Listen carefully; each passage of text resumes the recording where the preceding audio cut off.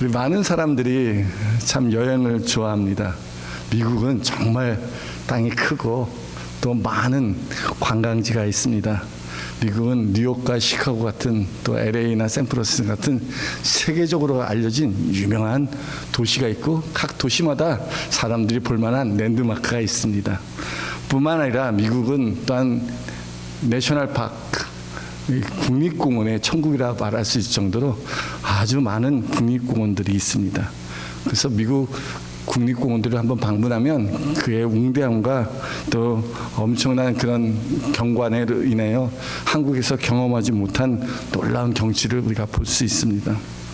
몽고메리에 계신 많은 한국 분들도요, 또 직장 생활과 분주한 일상을 벗어나서 또 여행을 떠나고 싶은 사람들이 많이 있습니다. 그러면요, 여행을 떠날 때 가장 중요하게 생각하는 것은 무엇입니까? 무엇이 가장 중요합니까? 어디로 가야 할지 여행의 목적지가 중요합니까? 아주 중요합니다.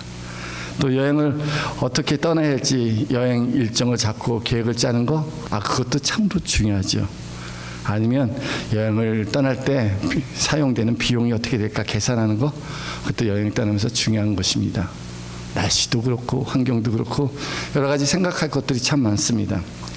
하지만 이것보다 가장 중요한 게 있습니다. 우리 여행을 떠나는 데 있어서 가장 중요한 것은 누구와 함께 떠나는 여행이냐라는 것입니다. 아무리 아름답고 웅장하고 멋진 경치라 할지라도 마음이 맞지 않는 사람과 함께 여행을 떠나 동행한다는 것은 결코 쉽지가 않습니다. 마음이 맞지 않는데 어떻게 재밌는 시간을 가질 수 있겠습니까? 오히려 불편하고 재미가 없습니다. 우리가 먼 여행을 떠나면서 부부도 같이 운전하면서 마음이 맞지 아니하면 그것이 어떤 장소이든 어떤 멋있는 것이 있든 재미나는 것이 있든 아무 상관없이 그냥 마음이 상하고 불편하기만 합니다. 혹시 여러분들 남편과 아내와 이렇게 여행 떠날 때 차 안에서 다툰 적 있습니까?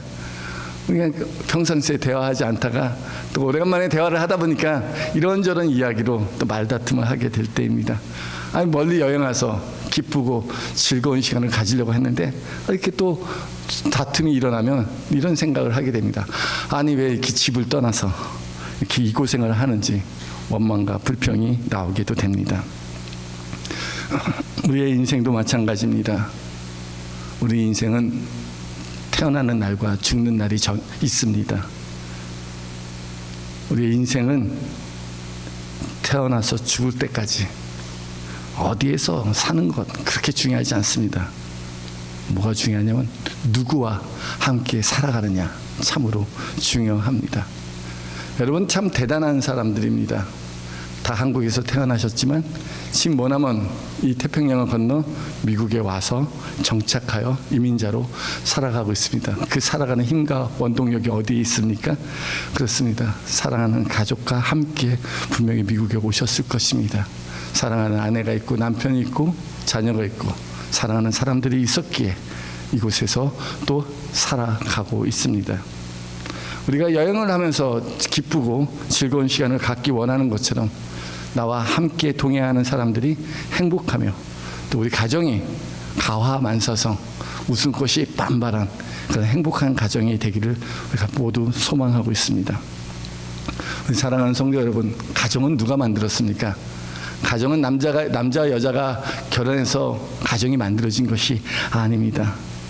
모든 가정은 하나님께서 만드셨습니다. 우리가 이걸 알아야 됩니다. 모든 가정은 하나님이 만드셨기에 하나님이 모든 가정의 주인이 되십니다. 창세기에 보면 하나님께서 남자 여자를 창조하셨고요. 또 아담이 홀로 있는 것을 보시고 돕는 배필 하와를 만드셔서 둘이 결혼하여 한 몸을 이루게 하셨습니다. 그것이 바로 가정을 이루는 시작이 된 것입니다. 그래서 남편도 아내도 가정의 주인 대신 하나님을 바라보아야 합니다.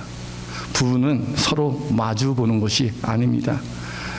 데이트할 때나 연애할 때나 신혼 초에는 서로 마주 보게 됩니다. 서로 처음에는 서로 마주 볼 때 너무도 이쁘고 고운 모습들이 보여지지만 살다 보면 서로 마주 보면 마음에 안 드는 모습이 더 잘 보이게 됩니다. 그래서 또 이렇게 저렇게 지적하기도 하고 다툼이 일어나기도 합니다. 그래서 부부는 마주 보는 것이 아니라 함께 한 방향을 바라보는 것입니다. 여러분, 어디를 바라보고 있습니까? 우리가 바라봐야 할 분은 우리 가정의 주인 되시고 우리의 창조주 되신 하나님을 바라보시기 바랍니다. 하나님을 바라볼 때 하나님께로부터, 주께로부터 소망이 나오고 구원이 나오고 평안이 나오고 기쁨이 나옵니다. 우리 인생에 정말로 중요한 것은 무엇보다도 하나님과 함께 동행하는 삶입니다.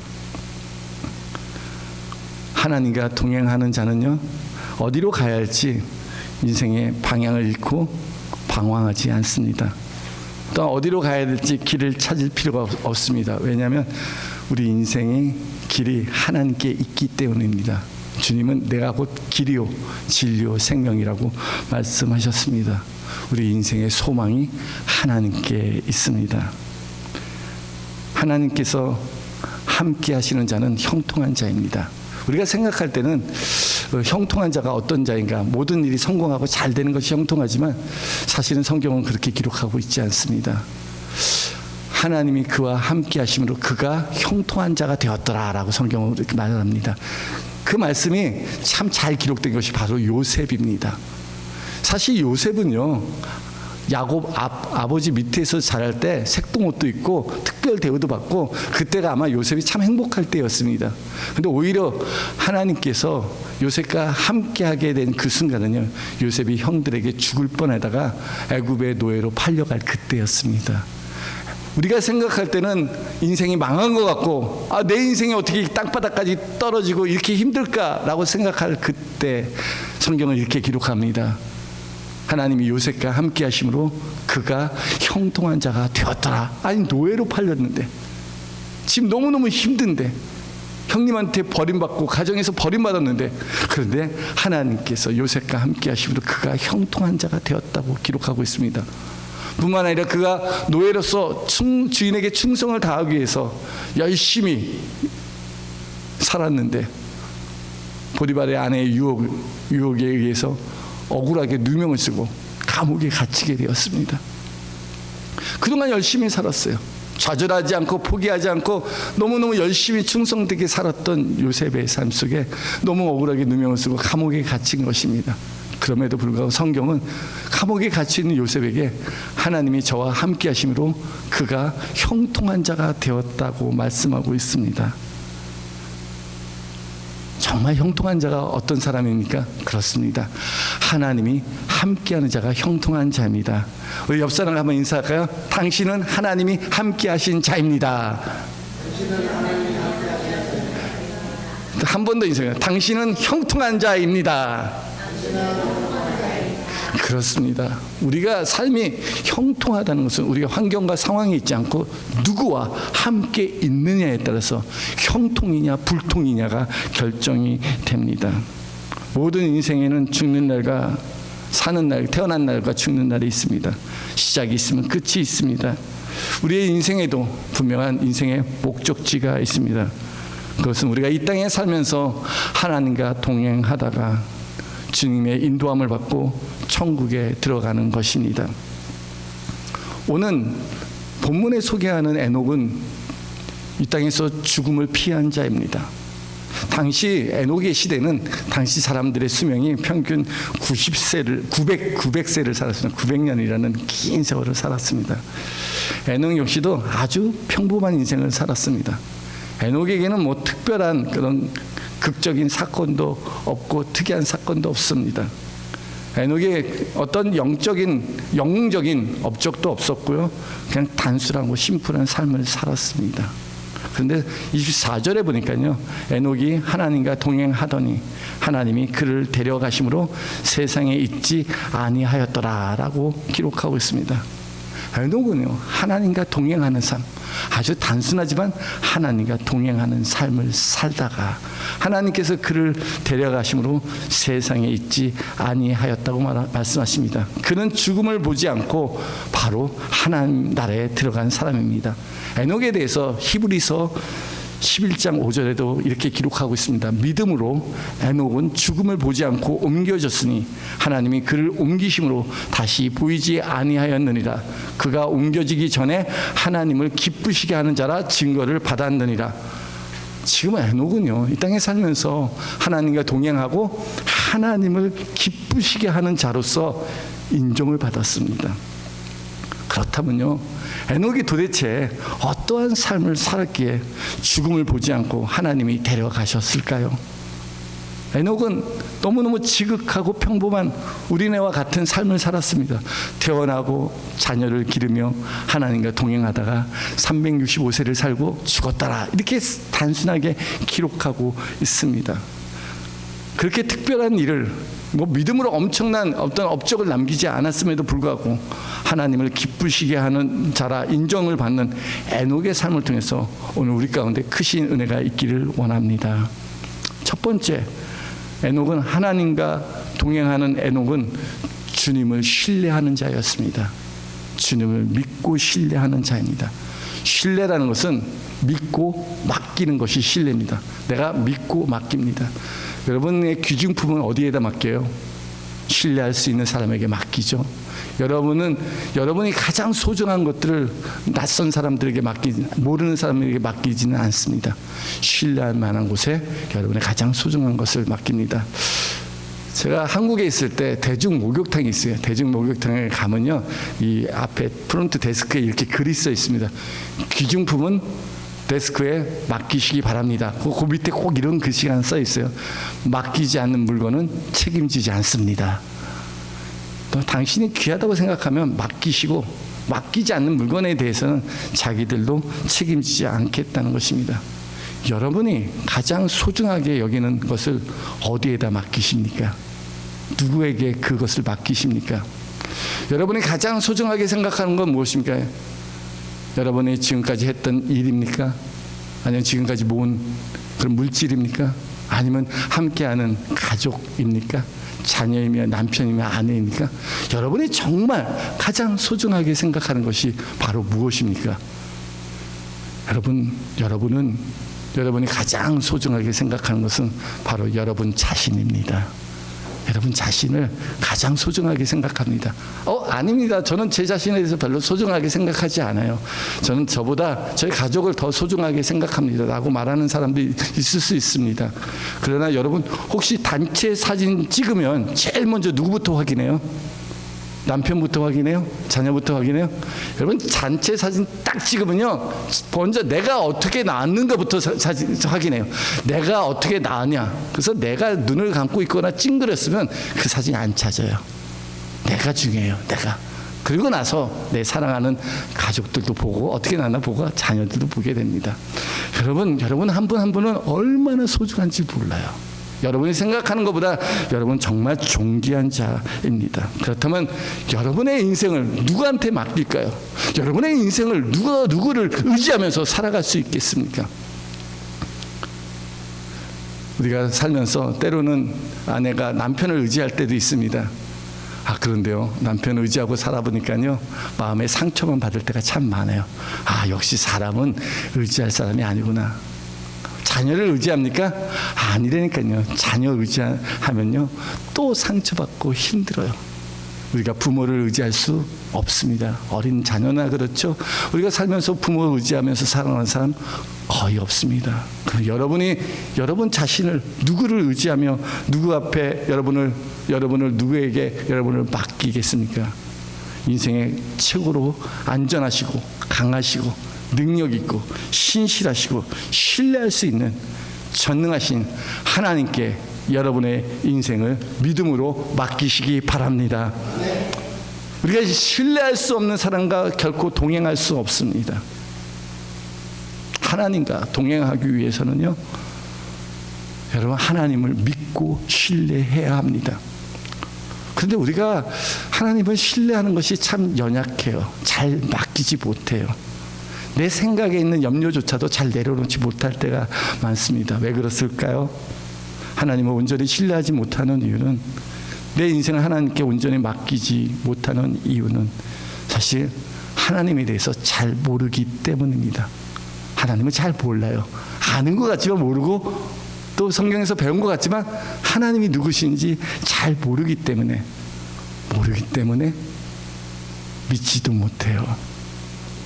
여러분, 영생은 유일하신 하나님과 그 보내신 자를 아는 것입니다. 우리가 해야 될, 믿음의 사람들이 해야 될 일이 바로 하나님의 보내신 자를 믿는 것입니다. 우리 사람들이 예수님이 이렇게 찾아왔습니다. 오병이어에 먹고 배불러서 예수님을 찾아왔습니다. 우리에게 많은 떡을 주옵소서. 근데 주님이 하시는 말씀이, 얘들아, 썩을 양식을 위하여 일하지 말고 썩지 않은 영생을 주는 양식을 위하여 일하라. 그때 많은 사람들이 묻습니다. 그러면 우리가 어떻게 해야지 하나님의 일을 하오리까? 우리가 해야 될 하나님의 일이 무엇입니까? 주님이 말씀하신 것은 하나님의 보내신 자, 바로 하나님의 아들 예수 그리스도를 믿는 것입니다. 우리 이 땅에 살면서 우리가 해야 될 하나님의 일, 바로 주님 믿으며 주님을 신뢰하며 주와 동행하는 삶을 사는 것입니다. 하나님과 동행하는 자는 하나님의 마음을 잘 압니다. 마음이 맞지 않으면 어떻게 함께 동행할 수 있겠습니까? 하나님은 오늘날에도 자기에게 마음이 맞는 사람을 찾습니다. 하나님이 참 기뻐한 사람이 있죠. 누구죠? 다윗이라는 인물입니다. 하나님께서 이스라엘의 왕을 세울 자를 위하여 이새의 집에 사무엘을 보냈습니다. 사무엘이 기름을 들고 이새의 아들에게 기름을 부으라고 합니다. 정말 키도 크고 얼굴도 잘생기고 외모가 괜찮았습니다. 야, 이 사람이 진짜 하나님이 택한 사람이라고 기름을 부으라고 했을 때 하나님이 하지 마라, 그 사람 아니다 라고 말씀하시면서, 사람은 외모를 보거니와 나 여호와는 중심을 보느니라. 내 마음에 합한 자가 있고 내 마음에 드는 자가 있다. 그를 기다리라. 그래서 그가 왔습니다. 그 초대도 받지 않았던 목장에 있었던, 목동으로 있었던 한 인물 다윗이 왔습니다. 하나님 말합니다. 저가 크다. 하나님은 이새의 아들 다윗을 보니 내 마음에 합한 자라라고 말씀하십니다. 여러분, 하나님은 하나님과 마음을 같이 할 수 있는 사람을 지금도 찾고 있습니다. 우리의 신앙생활은 하나님을 알고 하나님을 기뻐하는 것에 함께 기뻐하는 것입니다. 그래서 하나님이 기뻐하시는 그 일이 나의 기쁨이 되고, 하나님이 좋아하시는 그 일이 나도 좋아하고, 하나님 가시는 그 길이 나의 길이 되어야 합니다. 누가 그런 신앙 가졌죠? 그래요. 룻이 나오미를 따라갈 때 그렇지 않았습니까? 어머니의 하나님이 나의 하나님이 되고, 어머니의 백성이 나의 백성이 되고, 어머니가 머무는 곳에 나도 그곳에 머물겠나이다 할 때 그 이방 여인인 룻에게 하나님의 놀라운 기업을 베풀어 주지 않았습니까? 그렇습니다. 마음을 같이 해야 돼요. 하나님과 마음을 같이 해야 돼요. 그것을 알기에 주님의 마음을 안다면요, 주님이 가시는 십자가의 길도 쫓아갈 수 있습니다. 왜? 그 길 뒤에는, 그 길이 바로 생명의 길이요 영광의 길이요, 그 십자가 길 뒤에는 부활의 영광이 있기 때문입니다. 그러하기에 주님 가시는 그 길, 주님을 알면 어디든지 따라갈 수 있습니다. 하나님과 동행하기 위해서는 주님을 온전히 믿고 신뢰해야 합니다. 아모스 3장 3절에도요, 두 사람이 뜻이 같지 않는데 어찌 동행하겠느냐라고 말씀합니다.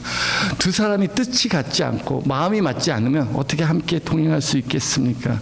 그러므로 우리가 주님을 기뻐하며 주님을 신뢰하고 주와 동행하시기 바랍니다. 히브리서 11장 6절에는 믿음이 없이는 하나님을 기쁘시게 할 수 없습니다. 하나님을 신뢰하시기 바랍니다. 하나님께 나아간 자는 반드시 그가 살아계신 것과 또한 자기를 찾는 자들에게 상 주시는 이심을 믿어야 할지니라 말씀하십니다. 그러하기에 우리가 살다 보면요, 주님과 동행한다고 생각하고 살다 보면 우리가 이해하지 못하는 일을 경험하게 됩니다. 내가 이렇게 주님을 섬기며 주님의 뜻대로 살았는데, 마치 우스 땅에 있던 욥과 같이 그는 온전하고 정직하고 악에서 떠나 하나님을 경외했음에도 불구하고 욥에게는 많은 시련이 있습니다. 우리가 생각할 때 정말 이해되지 않는 큰 아픔과 어려움들이 찾아올 때가 있습니다. 그러나 그때에도 여러분 믿음을 꼭 지키시기 바랍니다. 그때가 주님과 동행할 때고 주님 붙잡을 때입니다. 하나님께서 우리에게 향한 선하신 뜻이 있습니다. 그러므로 끝까지 주님 신뢰하고 믿음을 지키시기 바랍니다. 하나님께서 우리에게 향한 놀랍고 선한 계획이 있습니다. 한국에 가면 많은 기도원이 있습니다. 저도 한국에서 신앙생활할 때 많은 기도원에 가서 이렇게 기도를 하고 하였습니다. 특별히 여름에는 기도원에 많은 집회가 있었고요. 또 그런 많은 기도원 집회 때마다 제가 중고등부 담당이었기 때문에 청년 때부터 중고등부 총무교사를 해서 학생들을 기도원에 데리고 가서 항상 은혜 받는 일이 있었습니다. 저는 서울에서 있었기 때문에 제 주변에 한월산 기도원, 강남 근식 기도원, 이런 오살리 기도원, 이런 수많은 많은 주변에 기도원들이 있습니다. 어느 해인지는 잘 모르지만 제가 그 강남 금식 기도원을 한번 가서 기도하고 있을 때입니다. 근데 기도할 때 거기 강남 금식 기도원의 원장님이 이렇게 설교 말씀하는데 그 말씀이 되게 기억에 남았습니다. 자기 이 강남 금식 기도원에 오시는 분들은 참으로 인생에 큰 문제가 있고 불치병을 앓는 자들이 이 기도원에 와서 하나님께 기도하더라는 겁니다. 그들을 만나고 그들을 위해서 기도해주고 상담하다 보면 그들의 기도 제목을 알게 되더라는 겁니다. 근데 그들이 처음에 기도원에 와서 기도할 때는 하나님 내 병을 고쳐주시옵소서, 하나님 이 환난에서 이 고난에서 나를 구원하여 주옵소서 하고 간절히 절박한 마음으로 하나님을 찾고 기도합니다. 그런데 기도가 깊어지면 깊어질수록 기도의 제목이 바뀝니다. 그가 힘들고 어려웠는데 기도 제목이 어떻게 바뀌냐면, 하나님 이러한 상황 속에서 하나님의 뜻을 알게 하여 주옵소서, 하나님의 계획을 알게 하여 주옵소서, 하나님 나로 이런 환난과 고난과 이런 아픔과 질병 가운데 하나님이 계획하신 것을 깨닫게 하여 주옵소서. 이렇게 기도 제목이 바뀌더라는 겁니다. 또 그분들이 계속 금식하면서 기도하면서 기도가 또 바뀔 때가 있는데, 그것은 바로 하나님의 구원의 은혜를 깨닫게 된 때입니다. 하나님, 내가 이 질병이 없었다면 하나님 만나지 못했을 것입니다. 하나님, 내가 이 고난 없었다면 이렇게 하나님을 의지하지 못했을 것입니다. 오늘 이곳에 와서 이 고난과 환난 가운데 하나님을 알게 하시고 하나님의 구원을 은혜를 누리게 하심을 감사합니다. 이제 내 인생 내 것 아닙니다. 하나님이 뜻대로 나를 사용하여 주옵소서. 기도 제목이 바뀌더라는 겁니다. 그 전에는 간절히 치료해달라고 기도하면서 한편의 마음에 원망도 있고 분노도 있었습니다. 왜 내 인생에 이렇게 어려운 일이 있습니까?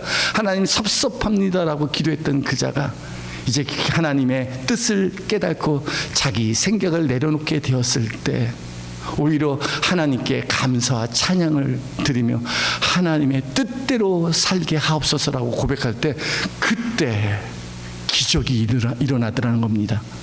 그렇게 모든 것을 내려놓고 죽이든 살리든 하나님의 뜻대로 하옵소서라고 자기 생각을 내려놓고 하나님을 온전히 의지할 때 하나님께서 치료해 주시고 삶의 문제를 해결해 주는 놀라운 것을 경험하게 되었다라고 말씀하십니다.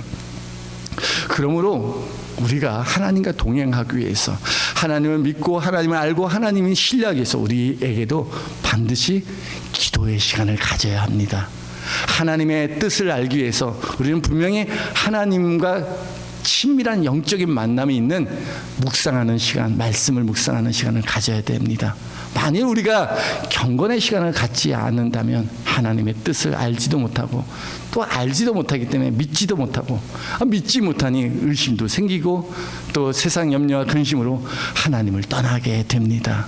우리 사랑하는 성도 여러분, 여러분 삶 속에 있을, 삶에 어려움이 있을 때 그때가 하나님을 의지할 때요, 하나님이 일하실 때입니다.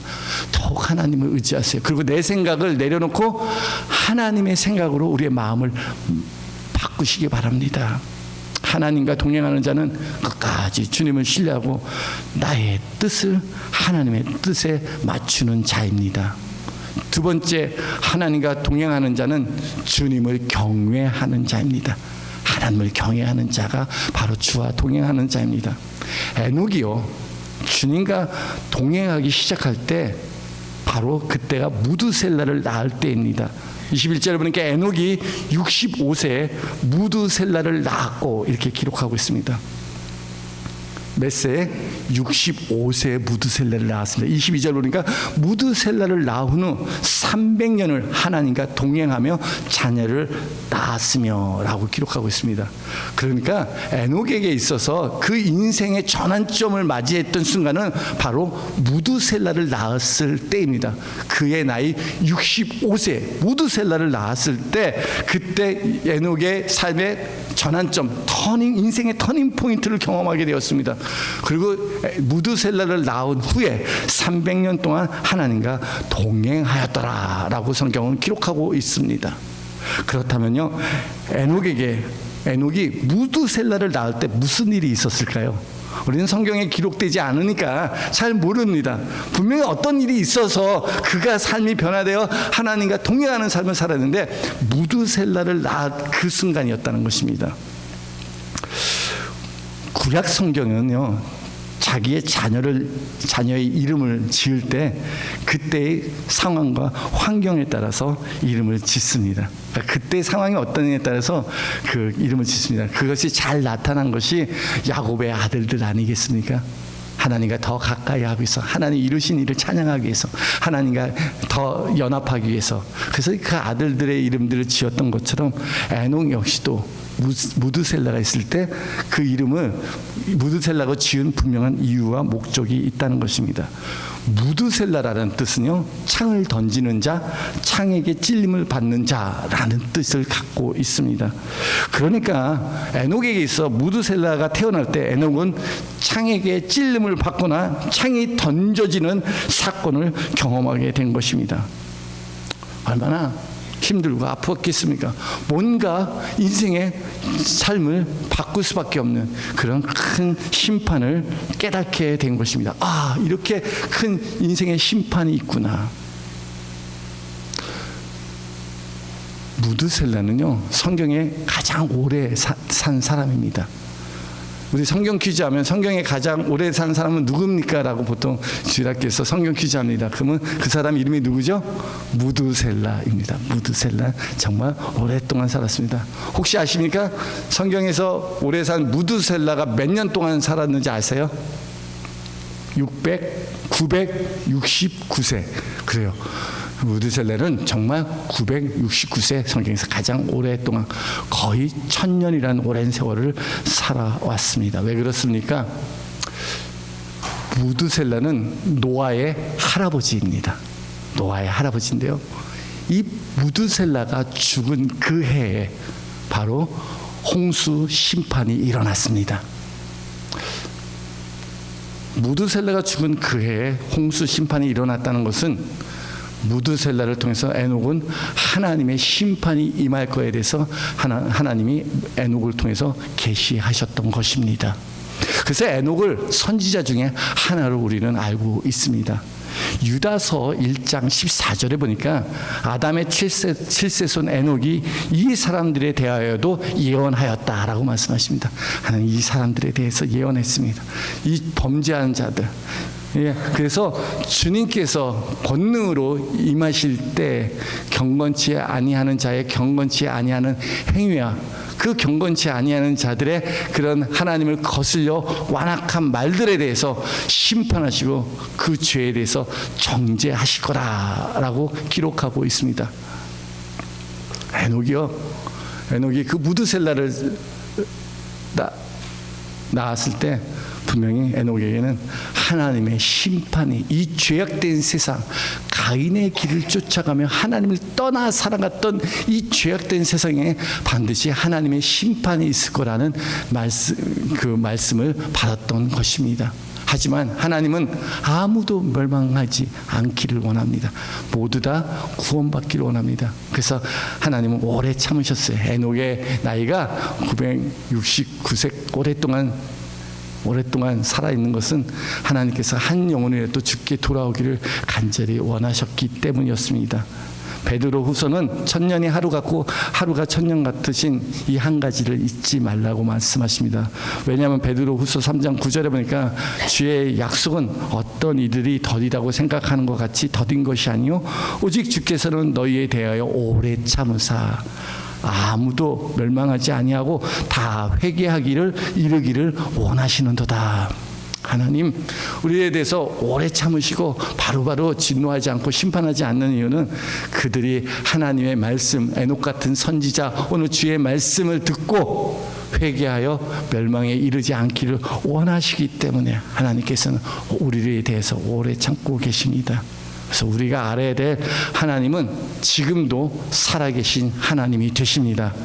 에녹과 함께한 하나님, 노아 시대에 역사했던 하나님, 아브라함과 동행했던 하나님, 요셉을 형통했던 하나님, 주님과 함께했던 하나님, 그 하나님 어제나 오늘이나 영원토록 동일하신 나의 하나님이 되십니다. 하나님 동일한 하나님이십니다. 그래서 인생의 가장 큰 죄는요 다른 것이 아니라 하나님을 떠나 하나님 없이 살아가는 것입니다. 이 하나님 없이 살아가는 자들의 특징은 교만과 탐욕의 죄에 사로잡혀서 세상을 쫓아가는 것입니다. 바로 가인의 후예들입니다. 가인이요 아벨을 죽이고 나서 그가 하나님 앞을 떠나서 에덴의 동쪽 땅에 거했다고 성경은 기록하고 있습니다. 하나님 앞을 떠난 것이 바로 가인이고, 하나님을 떠났기에 자기 스스로 보호하기 위해서 성을 짓고, 그리고 자기 만족을 위해서 악기도 만들고 문화도 만들고 또 복수도 하고 아내들도 삼고, 그것이 바로 세상 문화였습니다.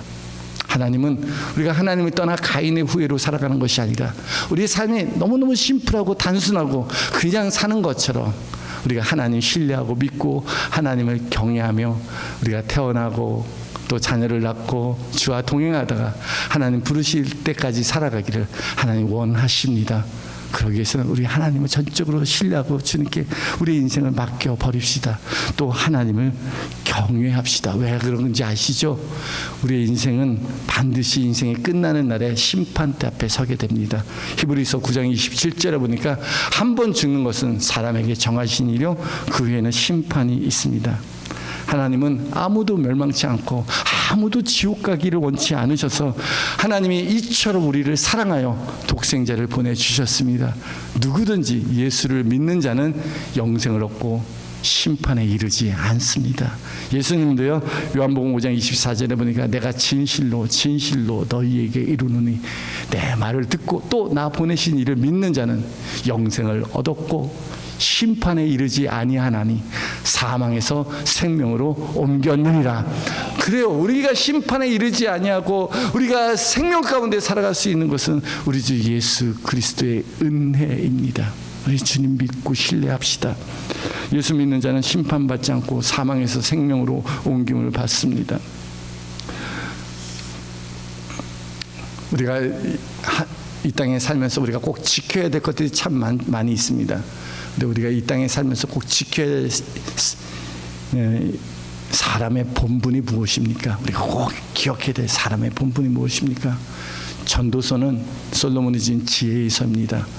솔로몬은 모든 부귀영화를 누렸던 왕입니다. 하지만 그는 이 세상의 모든 것이 헛되고 헛되니 헛되고 헛되도다라고 고백하면서 전도서를 기록했습니다. 내가 다 해봤지만 아무런 의미 없다.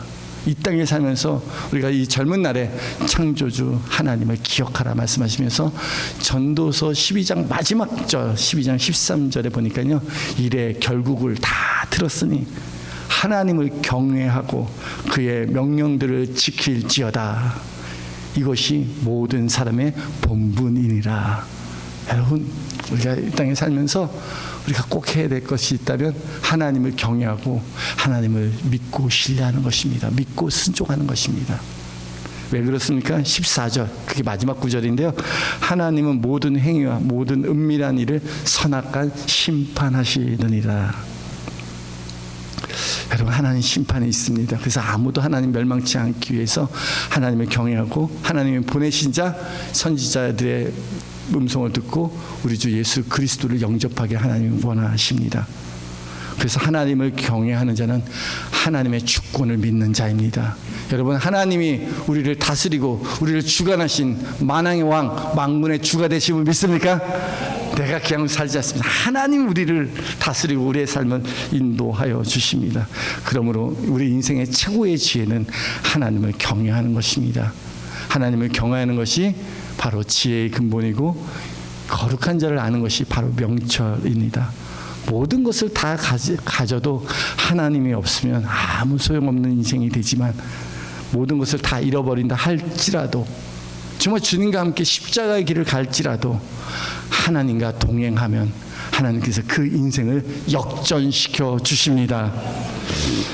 에녹은 죽음을 맛보지 않고 하늘나라에 올라간 것처럼 우리도 이 땅에서 주님과 동행하다가 영원한 천국에서 주님 만날 그날이 있습니다. 에녹이 몇 년을 살았습니까? 365년을 살았습니다. 365 하면 딱 생각나는 게 있죠. 뭐가 생각나죠? 1년입니다. 1년, 하루도 빠지지 않는 365년을 산 것처럼 날마다 주님과 동행하시기 바랍니다. 여러분, 마지막으로, 여러분, 누가 더 동행하기를 원하십니까? 우리가 하나님과 동행하기를 원합니까? 하나님이 우리와 동행하고 싶기를 원합니까? 하나님이 우리와 동행하기를 원하십니다. 왜 그렇습니까? 우리 사랑하기 때문입니다. 여러분, 자녀를 미국에 데리고 오지 않았어요. 자녀 놓고 오지 않아요. 끝까지 자녀와 동행하는 이유가 뭡니까? 여행 갈 때 자녀 데리고 가면 참 어렵고 힘들지 않아요?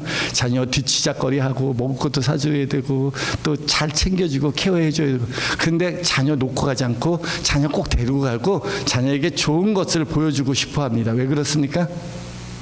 자녀 사랑하기 때문에 한 번도 포기하지 않습니다. 어디를 가든 꼭 데리고 가고 동행합니다. 절대로 놓지 않습니다. 하나님 우리 인생, 우리를 고와 같이 버리지 않습니다. 우리가 어디로 간지 하나님이 우리와 동행하기를 더 기뻐합니다.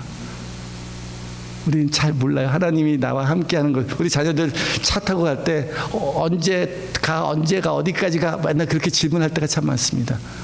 하나님이 그 자녀들 어디로 가는지 우리는 모르지만 부모가 아는 것처럼 하나님께서 우리와 동행하는 것을 너무너무 기뻐하십니다. 그러므로 우리가 하나님 온전히 신뢰하고 하나님과 마음 맞추고 한 365일 주님과 동행하면서 우리가 주를 경외합시다.